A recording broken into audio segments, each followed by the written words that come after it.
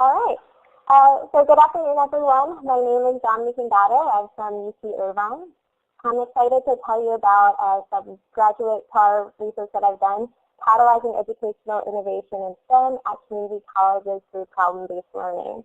There were two co-PIs who were the advisors for this project, Dr. Stanley Grant from Civil and Environmental Engineering and Dr. Sonia Artis from our Office of Access and Inclusion. Next slide, please. So Dominique, you might need to hold your microphone the whole time, sorry, because it does get a little fainter when you, yeah, that's great, thank you. Okay, we can go to the next slide. Okay, great. So for my Teaching as Research program project, we were really trying to focus on understanding whether workshop training on problem-based learning could have a positive effect for community college faculty, and we wanted to know if it would impact their confidence and ability to use engaging pedagogy. So this was done through the Research Opportunities for Community College Teachers program, which the idea began being developed in 2015, and we held our first summer program in 2016. And for this first program in 2016, we had 7 community college STEM teachers come in and take these workshops as well as do research, with the main goal of having these teachers be more confident in their abilities to incorporate this engaging pedagogy after they completed our 10-week program. So we can go to the next slide. So the main focus of the pedagogical aspect of the workshops was on teaching the community college teachers how to effectively incorporate problem-based learning into their classrooms. And if you don't have a lot of experience with PBL, it's an iterative learning process, and students can work either individually or in groups, and they're given a large kind of broad problem to focus on. So first they need to identify smaller problems within this broad scope. They need to determine what is needed to solve this problem.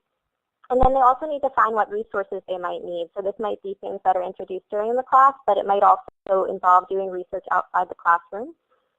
They then carry out a personalized study to learn about these topics and apply them back to solving the problem. And so they're integrating this newly acquired knowledge with existing understanding, and this process is iterative until they come to a learner-driven solution and ultimately achieve knowledge acquisition in the process. Next slide, please.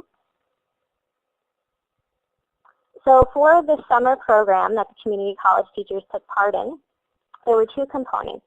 They did research in Dr. Grant's lab focusing on water and engineering. And they also took these pedagogical workshops that I led over the course of a few weeks. And after they took the workshops, during the workshops they learned about problem-based learning, and then they began to develop curricula that included PBL to use in their classrooms during the year. And they received feedback on this curriculum, and they were able to present it at a symposium at the end of the program and then move on to implementing it in their classes. Next slide, please. So for the project results that I'm going to be showing you today, I'm going to focus on the results of pre- and post-surveys that the community college teachers took before they began the program and then right after they finished it. So before they actually implemented the curriculum, but after they had completed the 10-week program. And here's an overview of the data, but I'm going to break this down into 2 parts. If we can go to the next slide, please. So we can see here how community college teachers rated themselves in terms of their ability to select instructional strategies, to use engaging pedagogy, and to even understand what this engaging pedagogy looks like in their fields. So the blue is how they rated themselves on a scale of 1 to 5 before they did the program, and the red is after.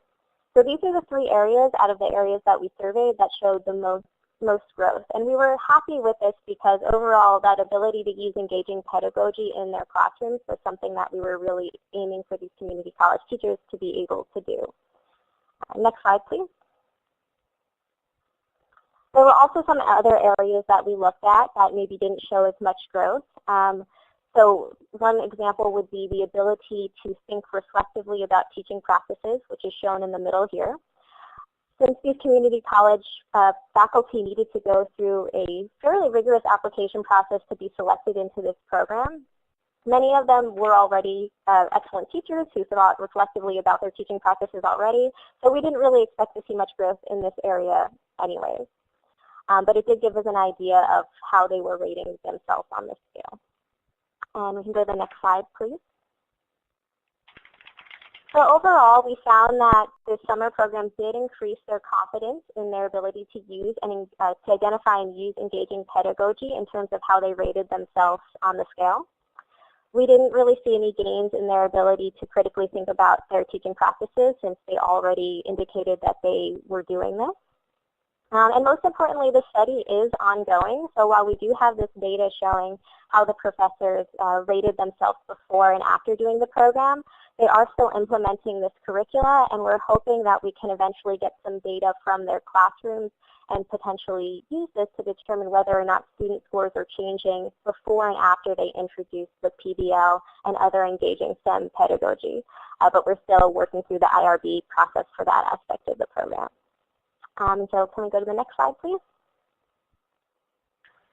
And so with that, I would like to thank several people. Dr. Dee Gallo and Dr. James Earthman provided guest lectures during the, or guest workshops during the program.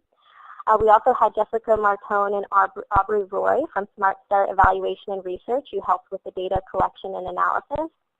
And Lily Parker and James Dean were essential to allowing this program to run smoothly. And then, of course, the NSF Research Experience for Teachers program provided funding for this. On this slide, I didn't include a few people who also really inspired me to get into doing TAR projects. Adrian Williams, Banny Mann, and Dee Gallo, all from UCI, were really essential to me being interested in starting a TAR project, so I thank them a lot as well. And with that, I'd love to take any questions. Great, thank you, Dominique. Yeah, thank you, Adrian. So while folks are getting ready to write on the slide or raise your hand, again, you can use the fourth button down. I did have a question for you, and I don't know if you said this and I missed it, but so they were doing research also in a lab kind of at the same time. Do you think that there was any, did that have an impact on their growth and their confidence in pedagogy at all, or were they kind of keeping it like that separate from what they were doing in your course? So that's a great question. I didn't get to go into it in too much detail, but the idea was that the teachers would be doing this research, and hopefully the research was something that they could somehow translate into a PBL type project and then use in their courses. And some teachers did opt to do this and use data from their research or ideas from their research and kind of create that into a PBL project that students could do later on, and then others opted to take it a different route. I think the teachers, depending on their background, they got very different things out of the research component. We had some teachers who had spent years of doing research before and some with almost no research experience. So depending on where they were at the start, I think that there was growth in different ways. Makes sense. Great. Miranda. Yeah, I have a quick question. You mentioned that there was a pretty rigorous application program process to get into the program, and I was just wondering if you could talk a little about what that exactly involved and who was accepted. Of course. So I actually wasn't part of screening the applicants, but I do know a little bit about the process. I know that they did need to submit a formal application with letters of recommendations and a statement of why they were interested in the program. It was competitive in the fact that it was funded, so the teachers who participated did receive a generous stipend, as well as all of the mentoring that they received from UCI. And then I believe there was also an interview component that Sharnia, our chief, was a part of and interviewed each of the community college teachers beforehand. Great, thanks. You're welcome. And Dominique, did you say this? Are you involved in doing this again this coming summer? Yeah, so this program has actually now happened twice. There's going to be a third round that's going to be occurring this summer. So if there are any community college teachers in the Southern California area who might be interested in participating, it's opening up pretty soon.